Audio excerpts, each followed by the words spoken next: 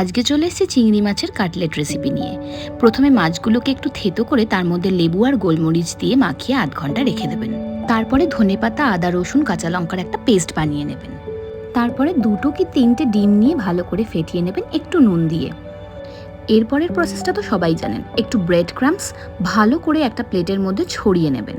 8 ঘন্টা পরে ধনেপাতার ওই পেস্টটা মাছের মধ্যে মাখিয়ে ভালো করে 15 মিনিট রেখে দেবেন। তারপর একে একে চিংড়ি মাছগুলোকে নিয়ে ভালো করে ব্রেড ক্রাম্বসে মাখিয়ে নেবেন এপিট আর ওপিট করে।